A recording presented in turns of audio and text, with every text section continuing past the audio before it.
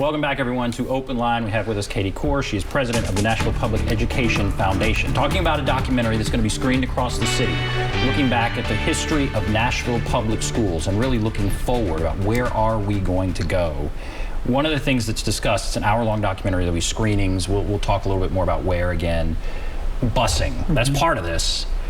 How does that all play into our history?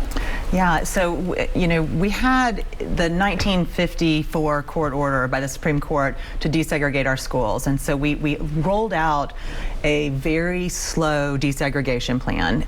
It was called the Nashville Plan, and at the time it would have taken upwards of 12 years to fully desegregate our schools.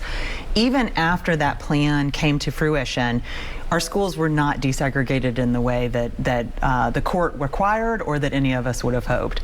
And so in the 1970s, in 1971, we began a busing program like many other districts in the country, and we bused our students. At first, we bused North Nashville Black students to South Nashville, and then we did bus some South Nashville students up to North Nashville. And the issues with the busing, the way we did busing, is another really compelling example of how the burden of desegregation was placed on Black Nashvillians in a way that it simply was not on white Nashvillians.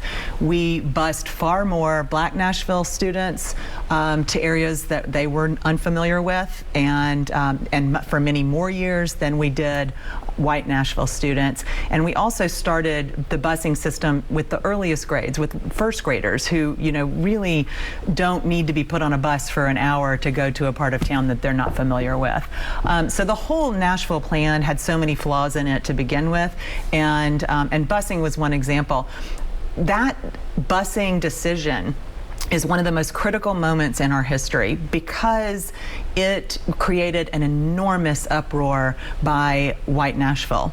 Not all white Nashville, but many white Nashvillians protested busing, and we actually lost at the time 20,000 students from our school system, 20,000 white Nashville students who left the system either to go to private schools, and you see in the history of Nashville a large increase of private schools starting up in the early 1970s, or they moved out of the district altogether. And those students never returned. And so, you know, busing had good intentions. It was trying to integrate the system, but the unintentional decision, of course, the unintentional consequence was the loss of a large percentage of our district and really a burden on Black Nashville students that wasn't co-owned by white students. We only have about 3 minutes left. And you said earlier, the purpose of this is not to make people feel bad. It's about the future. Yeah. And so how critical a time is it right now in Nashville for our public schools? And what do you hope people take away from this documentary that helps us deal with our future? Well, we just came off the craziest year and one of the most traumatic years for students and families with students of our generation, of our lives. And, you know, I think the moment is absolutely appropriate and critical for us as a community to decide, you know, who we want to be when we grow up. We used to say this when I was growing up, you know, downtown was dead and you know, it was just a totally different city. And so we thought we wanted to be something bright and shiny, something that tourists wanted to come to, something that was exciting. And I think that there's wonderful parts of our city that do that, and I'm thrilled and very proud of that.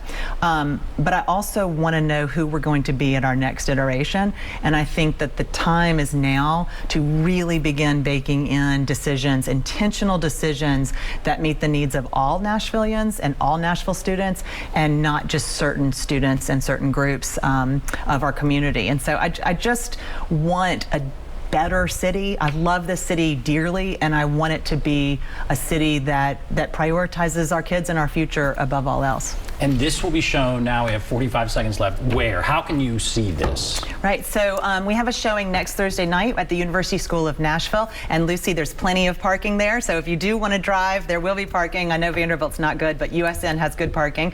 And then we are also showing it at the National Museum of African American Music, as well as a school in East Nashville, Conexión Americas on Nolensville Road, and then a variety of other locations throughout the city.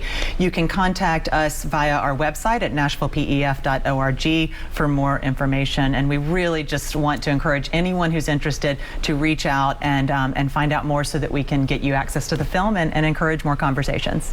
And what is the website again? What is it? Nashville PEF, Public Education Foundation. So nashvillepef.org.